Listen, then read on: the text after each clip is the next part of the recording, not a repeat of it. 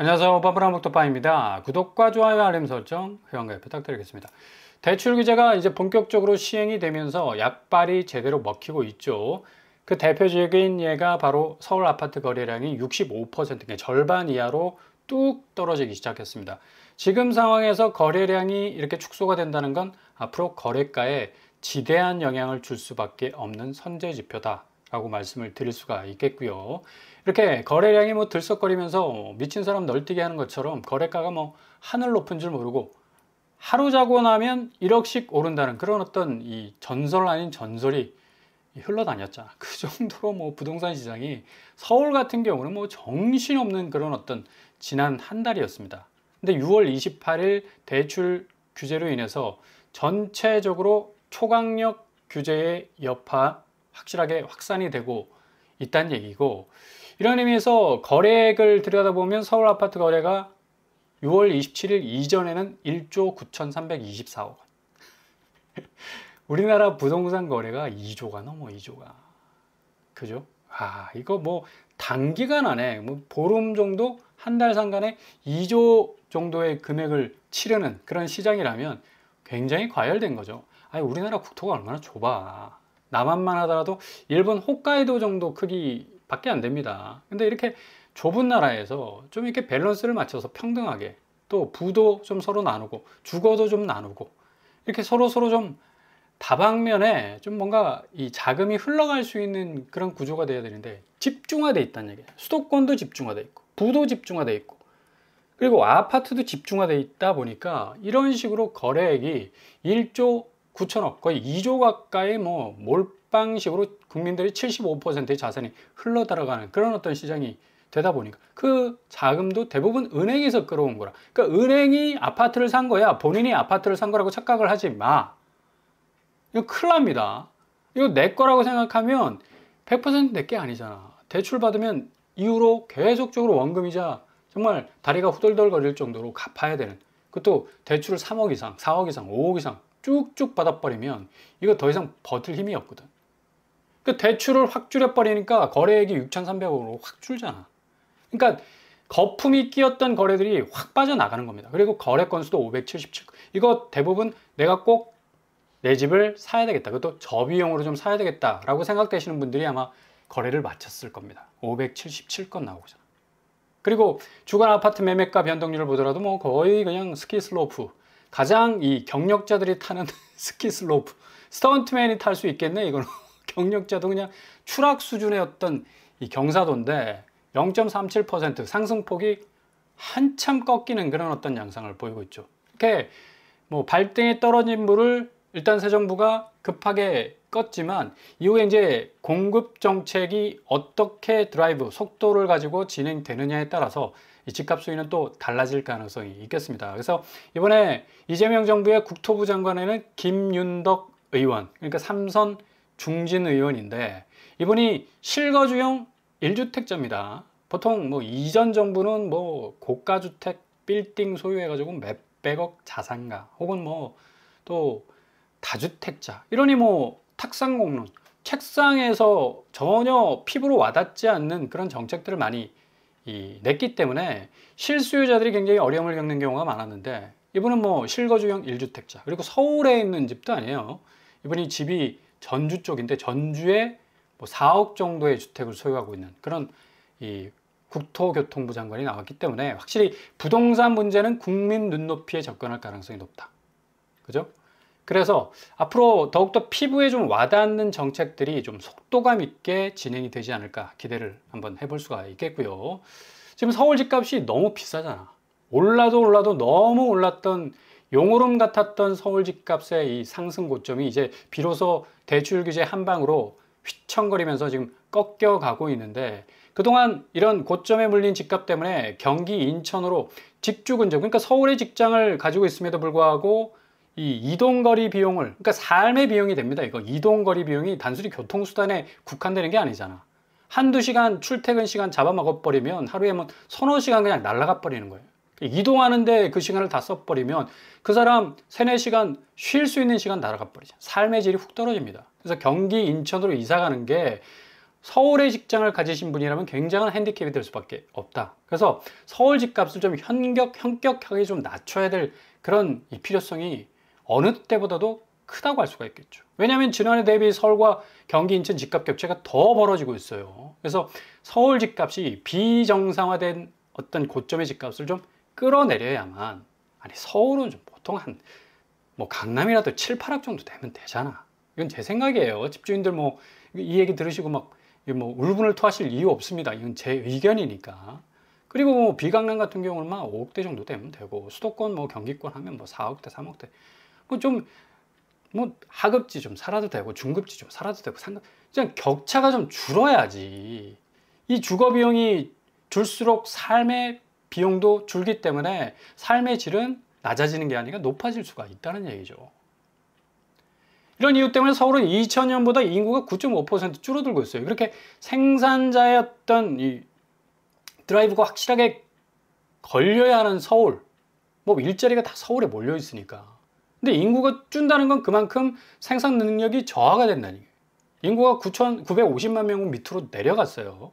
1000만을 넘었었는데 이제 서울 인구는 1000만 아닙니다. 그러니까 이러다 보니까 이제 새 정부에서는 뭐 지금 기본적으로 서울 땅값이 너무 비싸다 보니까 공공 개념으로 인해서 공공택지회에서 분양가 10%만 내고 입주하는 적금주택 쪽으로 한번 밀어붙여보자 라는 스탠스를 취하고 있습니다. 확실한 어떤 공공분양의 결이 다르죠. 이전에는 뭐 찍어내듯이 그냥 아파트를 찍어내서 뭐 주변 시세보다 한 70%, 80% 정도 수준의 가격으로 공급을 하는 그런 어떤 차원에 있는데, 이게 완전히 이제 이 출발 자체가 인사이트가 다르다는 얘기예요. GH, 지분적립형. 그러니까 경기 도시공사에서 시작을 했었죠. 30년에 걸쳐서 이제 초기 자금을 10%로 줄이고 지분을 서서히 10년, 20년, 30년 나눠가면서 늘려간다는 겁니다. 이렇게 되면 누구나 뭐 어떤 사람이건 간에 소득이 좀 적더라도 충분히 내 집을 가질 수 있는 기회가 넓어질 수 있다는 얘기죠. 뭐 최초로는 10% 지분을 가지고 있다가 20년 차, 30년 차 거치로 100% 지분이 확보가 되는 건데, 확실히 이익공유형, 지분적립형 공공분양주택이 뭐 더 큰 폭으로 확대가 될 건 분명하고요. 공공임대주택 역시도 요지에, 도심에 또 확실한 직주 근접을 물고 있는 곳에 공급이 된다면 지금의 정말 뭐 엄청나게 뜨거웠던 서울 집값 뭐 확연히 달라질 수 있는 그런 가능성이 있다는 얘기죠. 돈을 갚아가는 개념, 이제 더 이상 무리하게 대출받아서, 아니 아무리 국가에서 보조를 해준다더라도 그게 대출이잖아 결국은. 그러니까 그런 무리하게 돈을 갚아가는 개념이 아니라 지분을 좀 취득하는 개념으로 간다는 얘기죠.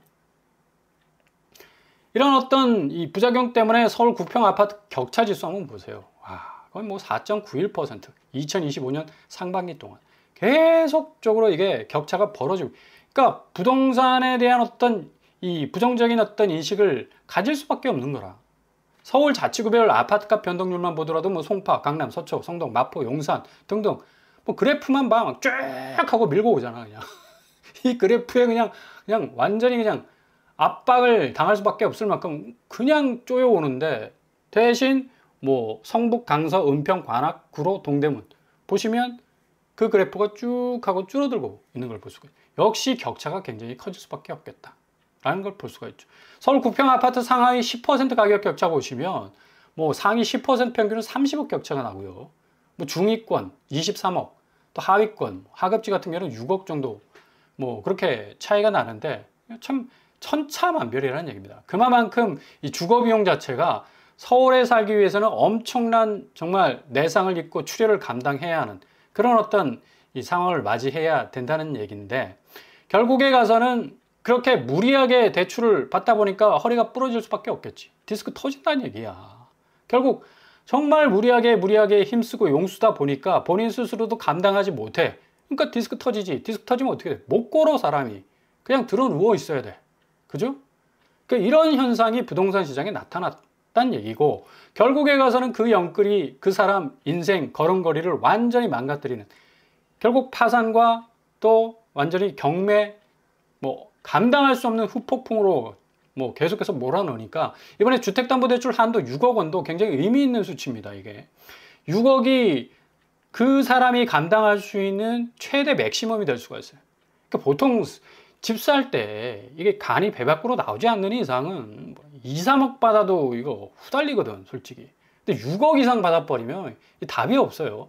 아무리 고액 연봉자라 하더라. 아니, 본인이 뭐 잘릴 뭐 위험이 없는 철밥통이야? 지금 뭐 경기 자체가 굉장히 어려워지고 있고, 많은 사람들이 정말 한숨이 나올 수밖에 없는 그런 어떤 참 위기로 몰려있는 상황 속에서 이렇게 어이없는 대출을 해가지고 뭔가 집을 사겠다는 건 한탕주의지, 한탕주의. 1주택자가 어떻게 투기하겠냐고. 투기되죠. 투기라는 개념은 무임승차 개념입니다. 그러니까 한 사람이냐 아니면 여러 사람이냐 개념이 아니야. 작전세력이 뭐 들어와서 뭐 이렇게 가격을 들썩들썩거리는 그런 개념이 아니라고. 한 사람이라도 무임승차, 내가 최저 비용으로 들어가서 맥시멈 최고로 때려먹는 그런 어떤 시세 차익을 빼먹고 나오겠다는 것 자체가 투기 심리 아닙니까? 그러니까 6억 원 한도로 딱 묶는 그런 대출이 나왔는데, 이게 또 주거사다리를 끊는 거래. 주거사다리 끊는 거 아닙니다. 어차피 주거사다리 존재했습니까? 이거 사다리 6억 대출 이상의 뭐 10억, 20억 대출 받아봤자 이거 파산의 사다리가 될 가능성이 높아요. 그렇잖아. 결국 내가 갚지 못하면 이게 임의경매, 강제경매로 넘어가 버리는 거고. 그리고 그렇게 고가의 아파트 산 사람의 심리가 뭔지 아세요? 아, 내가 여기 진입했으니까 누구도 이 가격에 접근하지 마. 장벽 딱 쳐놓고 누구도 들어오지 못하게, 진입 못하게 딱 막는 게 아니야. 거미줄 쳐놓는 겁니다. 그 심리가 뭔지 아십니까? 더 들어오란 얘기야. 내가 먹었던 가격보다 두세 배 더 얹어서 들어오라는 얘기입니다. 거미줄 딱 쳐놓고 그 거미줄에 딱 걸리면 그 사람은 이제 그 고점 아파트 가격 2배 물고 들어오는 거라. 그 사람 심리도, 아, 내가 2배 더 주고 샀으니까 더 2배 오르겠지. 미친 가격도 아니고 기존 가격도 어마무시한 가격인데, 그렇죠? 결국 그 사다리는 고가 파산으로 가는 하이패스가 될 수밖에 없겠다. 이제 오작교 만들어야지. 오작교는 뭐가 만들어? 까마귀가 만들어주잖아. 그죠? 비용 면에서 저렴해. 설계 필요 없고 또 시공 필요 없어. 그냥 만들어줘. 아주 저렴하게. 그래서 누구나 건널 수 있는 견유와 직료의 다리가 될 수가 있는 건데, 그러니까 이런 어떤 개념으로 주택 정책을 진행을 한다는 얘기입니다. 이번 새 정부가. 결국에 가서 6억 규제 대출 이하 뭐 받을 수 없어. 이거는 주거 사다리 걷어차는 게 아니에요.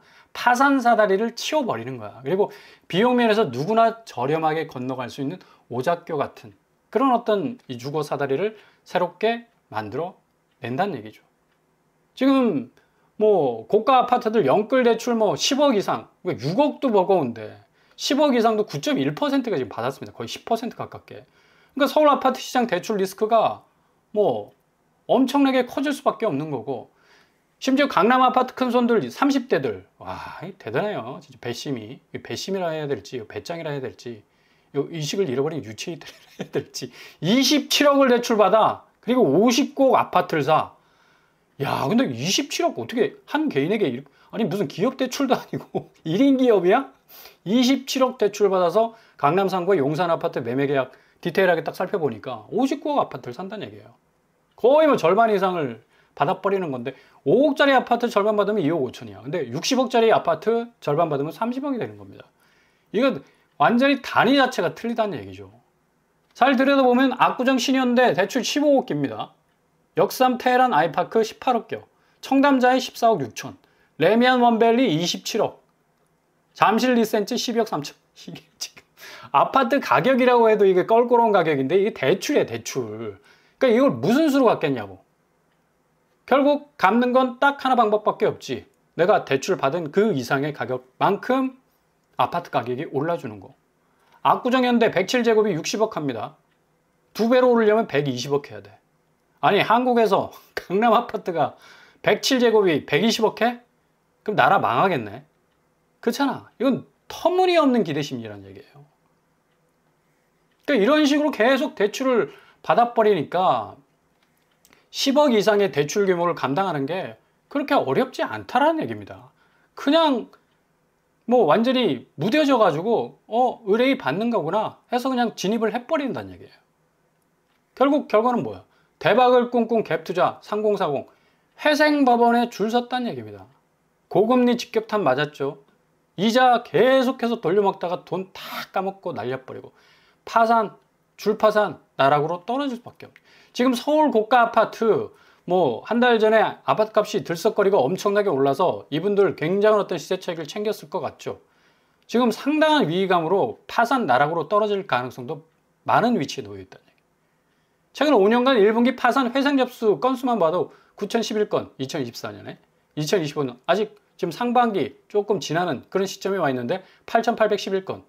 이거 9,011건 훌쩍 뛰어넘을 가능성 높습니다. 그만큼 고점의 아파트 정신없이 10억, 20억 대출 때려받아가지고 내가 그 시세 차익으로 탈출하겠다라는 그 마스터 플랜이 완전히 지금 뽀개지게 생겼다는 얘기예요. 그러니까 부동산 등 투자 실패로 인한 파산 비율이 지금 11.29에서 11.10% 2024년만 해도 횡보하는 그런 어떤 수순에 있었는데 아마 2025년 통계까지 나오면 12% 찍을 가능성 훨씬 높아졌습니다. 영끌 투자했다가 파산 신청 받게 되는 2030 뭐 흔하고 3억 원이 넘는 중도금 고금리 이자 부담을 그러니까 3억 원만 넘어도 굉장히 부담이 되거든. 이게 실질적으로 자기들이 체험하지 못해서 그렇지 아니 뭐 3억 정도 5억 정도 쉽게 생각해서 그냥 대출 창구에서 사인하고 도장 딱 찍고 나오는데 이제 그 다음 달부터 맞이하게 되는 원금이자 후폭풍은 감당하기 힘들다는 얘기예요. 아파트 가격이 자기 예상만큼 착착 올라줘야 되는데 지금 부동산 시장 고점의 아파트 이제 더 이상 올라갈 여력이 없다는 얘기예요. 그래서 좀 뭐 사이트에서 뭐 영끌 신혼부부는 지옥 속에 살아요. 우리는 영끌 부부 요즘 지옥 속에 삽니다. 뭐 이런 어떤 푸념도 나오고 있지 않습니까? 이분들이 12억짜리 아파트 서대문구에서 샀어요. 근데 대출이 6억이야. 주택담보대출 4억, 신용대출 2억까지 땡겼어. 소위 뭐 공포심리가 작용이 됐죠. 벼락거지 되고 싶지 않아서. 이러다가 내가 이생에는 집을 사는 거 망하게 생겼다라는 생각이 드니까 거의 뭐 절반 정도의 빚을 뭐 떠안게 됐는데 6억 원 대출 시 매월 갚아야 하는 금액 보십시오. 300만 원에 가까워. 289만 원 정도. 근데 이게 문제가 뭐냐면 원금은 6억인데 갚아야 하는 이자가 얼마인 줄 아세요? 배보다 배꼽이 더 크다니까. 7억 8,872만 원. 참 기가 막힌다. 그럼 총 상환액이 내가 6억 빌렸는데 13억 8,872만 원을 갚아야 돼. 그러니까 사람들이 그냥 원금 이자만 어떻게 모면하고 이후에 집값 올라서 내가 탈출장 만들어서 빠져나가면 되지라고 생각을 하지만 집값 자체 지금 올드한 한국의 자산시장의 아파트 시장 이 묶여있는 자금이 다 대출로 이렇게 이루어졌기 때문에 어느 순간에 타격이 오면 와르르 무너질 수 있는 충분한 리스크가 있다니. 아니 6억 대출 받아서 13억을 갚습니까? 말이 안 되지. 정신 차려야 된다는 얘기예요. 뭐 5% 금리? 지금 5% 금리잖아. KB금리. 그리고 우리 뭐 고점은 5.43, 5.16입니다. 5% 금리로 6억 이자 40년 요새 40년 안 줄걸? 한 30년 줄걸? 이렇게 되면 300만 원 훌쩍 넘어가 버리죠. 그러니 뭐 지옥에 사는 거하고 똑같이 그 집이 천국이 아니라 지옥이 돼버리는 겁니다. 그러니 6억 주담대가 딱 나온 겁니다. 6억 자체가 사람이 감당하기 힘든 대출이다. 결국에 가서는 한 개인이 파산하고 어려워질 수 있는 그런 어떤 기준선이 될 수밖에 없기 때문에 이 규제가 나왔다는 얘기죠.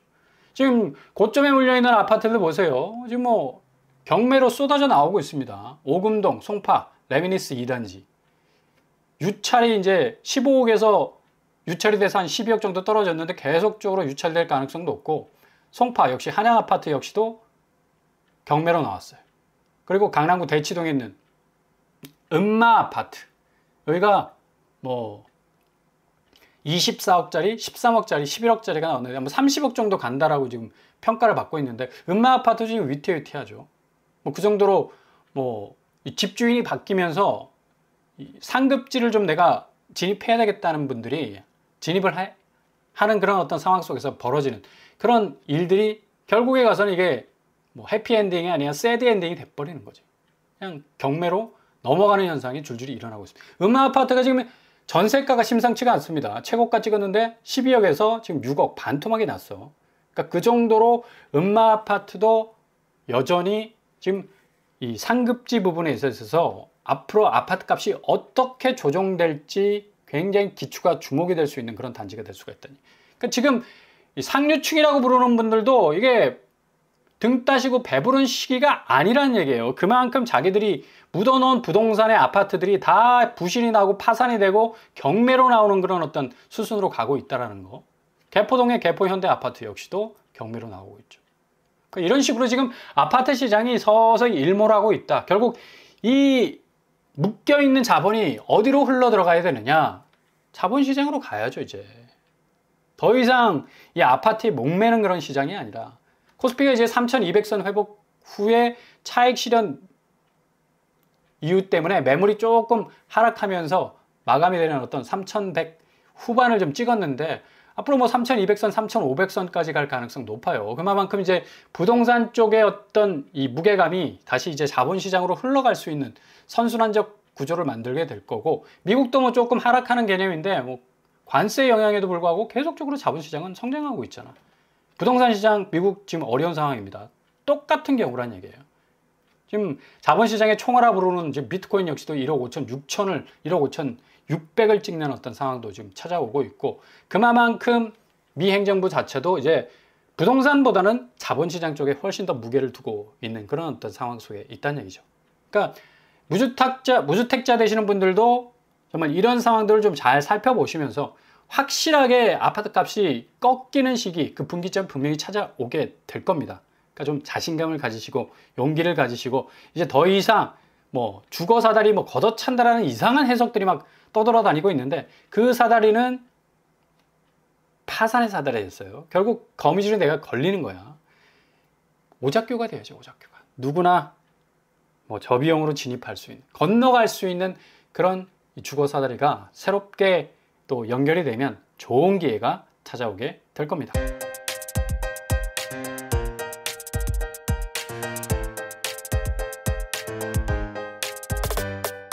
오늘의 부동산 캐리커처, 역시 지금 뭐 상당히 금리 부분도 심상치가 않고 좀 앞으로 진행될 이 아파트 가치의 하락 부분 상당히 단기간 안에 진행될 가능성이 높기 때문에 좀 잘 들여다볼 필요가 있습니다. 너무 성급한 마음 가지지 마시고 차분하게 기회를 기다리신다면 골든타임 잡으실 수 있을 겁니다. 오늘도 응원합니다. 항상 여러분의 길이 꽃길만 되실 수 있기를 바랍니다. 이상으로 뻔뻔한 목도빵을 마치겠습니다. 구독과 좋아요 부탁드립니다. 감사합니다.